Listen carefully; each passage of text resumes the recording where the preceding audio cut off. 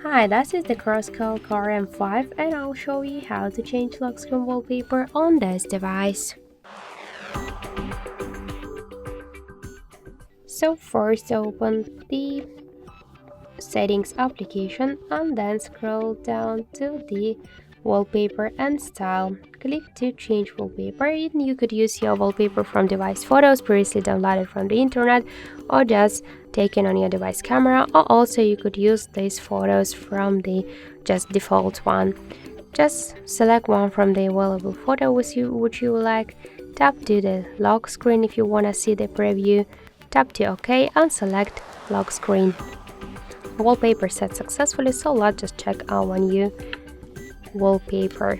As you can see, it is so simple.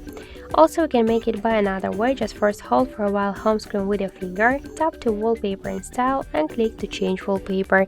By the same way, you could use one from the available wallpapers from here or the defaults.